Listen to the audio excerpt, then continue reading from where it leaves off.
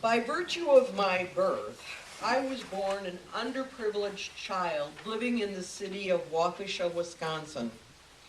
My early life consisted of a home and caring parents, but alas, no pony. It was all I wanted. I asked Santa for one. I begged for one for my birthday. I could have kept it in my bedroom or in the garage. But my parents kept on resisting these ideas, something foolish about living in the city. Some of us are born genetically enhanced. It is difficult for those who are not to understand the incredible driving need for equine. I was fortunate enough, however, to have my dad's brother, Uncle Marsh. His daughter was 10 years my senior and had a horse when she was younger. So Marsh had this unused 2-stall barn. The summer I turned 8, he came to my rescue and boarded a pony for me. The pony, being a very difficult being, I would put my left foot in the stirrup and the pony would start to step sideways. It seemed like I would hop around on my right foot for hours. When I finally did succeed in swinging my left leg over, got seated on the saddle, the pony would take me off to the nearest tree and wipe me off. So the process would begin again. Hours of fun. I'm sure my parents thought this would be the end of my affliction. That pony taught me great lessons in life. Be careful what you wish for, and to learn to hop on one foot. The injustice of it all. I was also a late bloomer. Back in the day, dyslexia was not readily diagnosed. I was not learning up to my full potential. So my eyes were tested, and sure enough, so at age 5, I got my first pair of glasses, but I was still having difficulties. The summer after first grade, I was introduced to a wonderful woman who became my tutor. She was also a first grade teacher in the school that I attended. So during school, I would, rewind. So every summer during my elementary years, I went to summer school. In addition, every lunch hour, I would spend being tutored. In grade school, reading out loud was what it was all about. And my performance was dismal. It still is. Just between you and me. It was obvious to my fellow students that I was not normal. So as kids do, I was labeled. In high school, one is not graded about reading out loud. It's all about comprehension.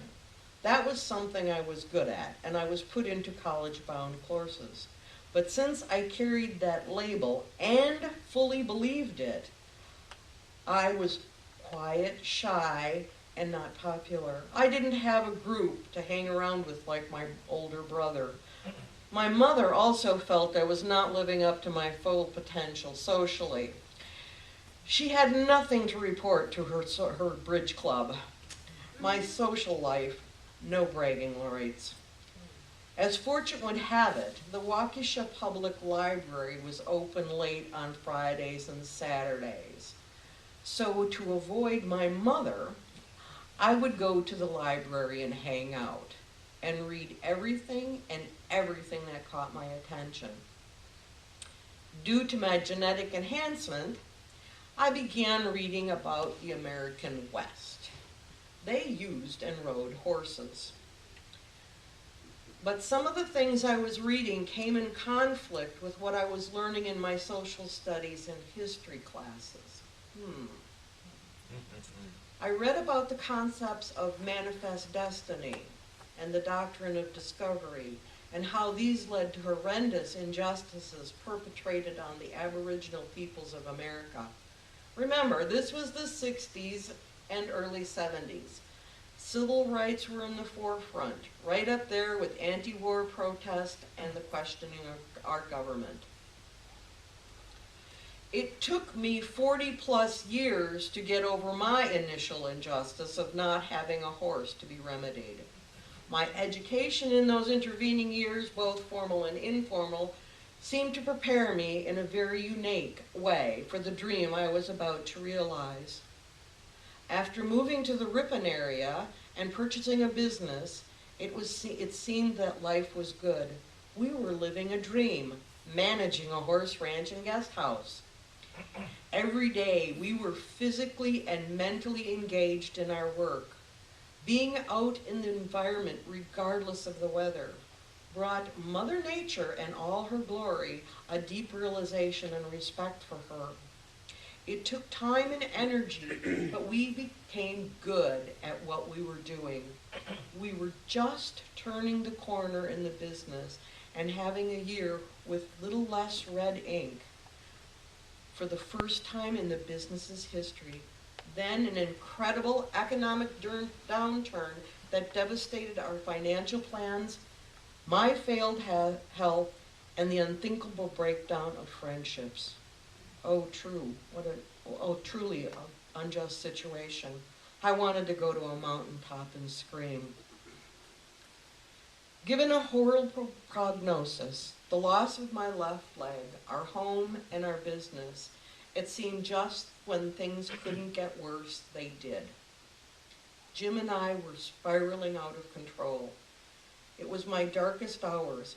I finally called PLUF, Prairie Lakes Unitarian Universal Fellowship, and talked to a woman there named Jean Johnson, who referred me to the church's minister at the time, a Chris Portenga, and that saved my life. My spiritual path has always been very Mother Earth centered. All that reading at the public library. Chris in particular, PLUF, and the UUA have given me a place, a fellowship, an acceptance, and an avenue for my spiritual being. I was introduced to folks that performed rituals such as Sweat Lodge and the celebrations of the Wheel of the Year. While attending the 2014 Mid-America UU Conference in Wausau, I participated in a workshop that was led by the All Saints Unitarian Church of Sioux Falls, South Dakota. I had just read about their program in my first ever copy of UU World, the spring edition of 2014. All Souls was responding to the UUA 2012 General Assembly call regarding action and the disputation of the doctrine of discovery and removal of all references to that doctrine in federal law. Okay, what's the doctrine of discovery? The following material is directly from the handout provided at that workshop. Papal bulls of the 15th century, 1452, 40 years before Columbus sailed the ocean blue, gave Christian explorers the right to claim lands they discovered and lay claim to those lands for their Christian monarchs. Any land that was not inhabited by Christians was available to be discovered, claimed, and exploited. If the pagan inhabitants could be converted, they might be spared. If not, they could be enslaved or killed. The doctrine of discovery is a concept of public international law expounded by the United States Supreme Court in a series of decisions, initially Johnson versus McIntosh in 1823, and as recently as 2005 in the decision of the City of Sherrill versus the United Indian Nation of New York. The doctrine was Chief Justice Marshall's explanation of the way in which colonial powers laid claim to the newly discovered land during the Age of Discovery. Under it, the newly discovered lands lay with the government whose subjects discovered those territories. The doctrine has been primarily used to support decisions invalidating or ignoring the aboriginal possessions of these lands in favor of colonial and post-colonial governments. A little disturbing, eh? At the All Saints workshop, they discussed their process of action and ongoing education.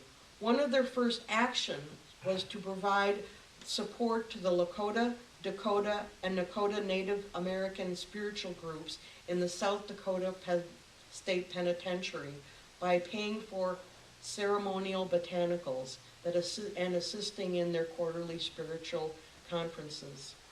The depth of this restoration goes much beyond those actions described in the UUA World article. It dovetails into the greater issues of Indian rights as a self-determining, separate nation within the borders of our country, and beyond as well, in how our nation views its role in the world and the treatment of those that are not like us.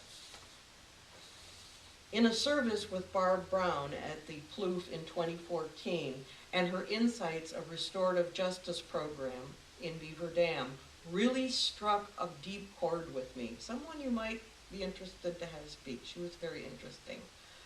What a concept, restorative justice. Looking at my perceived injustices forced me to contemplate injustice, its circumstances, consequences, and remedies. Not for the ones when I was a kid and the perceived injustice where my parents didn't recognize my genetic enhancement, but those later issues when life was falling apart and I had an overwhelming desire to scream from a mountaintop at all the injustices that were perpetrated upon me. But I cannot imagine the feelings that come with a lifelong social, economic, cultural injustices, especially those perpetrated systematically. We cannot change history, but we can move forward toward the attempts at restorative justice. What can we do in the name of justice right here, right now? We are blessed with many opportunities. Indian issues around this country as well as here in the state of Wisconsin.